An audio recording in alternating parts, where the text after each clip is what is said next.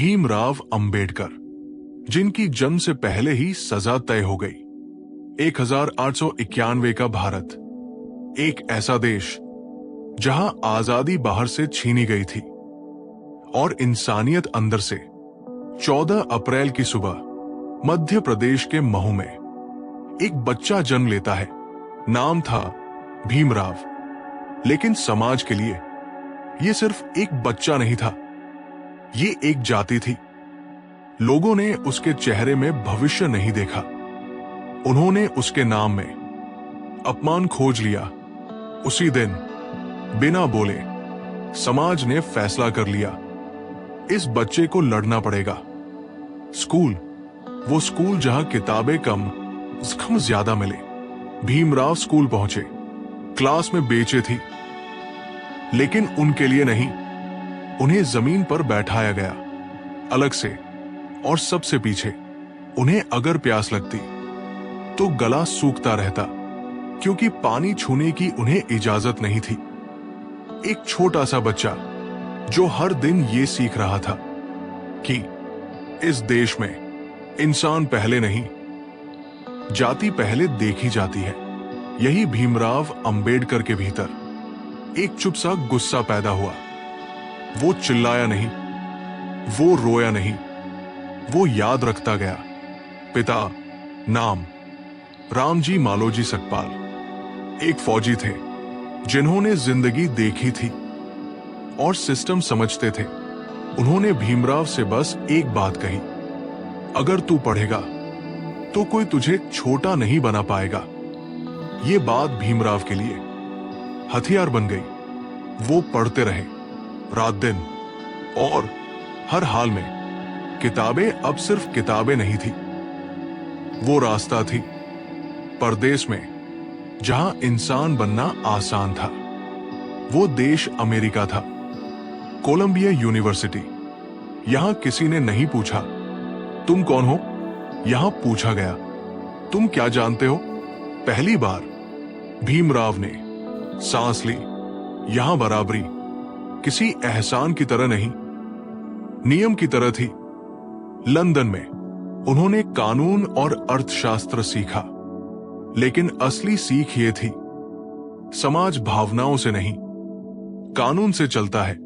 अब वो सिर्फ पढ़े लिखे नहीं थे, बल्कि अब वो तैयार थे भारत वापसी के लिए। वही जहर, लेकिन नया जिगर। सब कुछ वही था, नजरें, ताने और दीवारें, लेकिन भीमराव बदल चुके थे। उन्होंने लिखना शुरू किया, बोलना शुरू किया, लोगों को जगाना शुरू किया।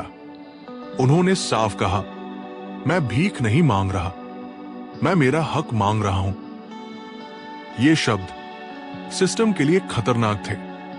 महाड़, एक सार्वजनिक तालाब। कानून कहता था ये सबका है, लेकिन समाज कहता था कुछ का। अंबेडकर आगे बढ़े, लोगों ने पानी पिया, और उसी पल एक पुरानी सोच टूट गई। ये पानी नहीं था, ये घोषणा थी, हम अब चुप नहीं रहेंगे। देश ने पहली बार डर महसूस किया। अब एक सिर्फ नेता नहीं, सोच बदलने वाला आदमी। अंबेडकर को नेता कहा गया, लेकिन वो नेता नहीं थे, वो सोच बदलना चाहते थे। वो जानते थे अगर कानून बदल गया तो पीढ़ियां बदल जाएंगी। इसीलिए जब भारत आजाद हुआ, संविधान लिखने की जिम्मेदारी उन्हें मिली। भीमराव अंबेडकर ने संविधान लिखा जब उनकी सेहत हार गई, लेकिन इरादा नहीं। कमजोर शरीर, बीमार आंखें, फिर भी रातों की नींद कुर्बान की। उन्होंने चेतावनी भी दी, संविधान कितना भी अच्छा हो, अगर उसे चलाने वाले गलत है तो वो बेकार हो जाएगा। वो सच जो आज भी चुभता है। अंबेडकर ने कहा, राजनीतिक लोकतंत्र तब तक खोखला है जब तक सामाजिक लोकतंत्र नहीं होगा। मतलब साफ था, सिर्फ वोट देना काफी नहीं, सोच बदलनी पड़ेगी। अंबेडकर ने बौद्ध धर्म अपनाया। ये धर्म परिवर्तन नहीं था, ये ऐलान था, मैं उस धर्म में नहीं मरूंगा जो मुझे नीचा समझे, लाखों लोग जो उनके साथ चले, विदाई जो कभी पूरी नहीं हुई। 6 दिसंबर 1956 शरीर चला गया, लेकिन आवाज रह गई। संविधान में, किताबों में, सवालों में। हर बार जब कोई अन्याय से टकराता है, अंबेडकर बोलते हैं, आज भी ये कहानी खत्म नहीं होती, क्योंकि ये कहानी एक इंसान की नहीं है। ये कहानी हर उस आवाज की है जो झुकने से मना कर देती है, और इसलिए अंबेडकर आज भी जिंदा है।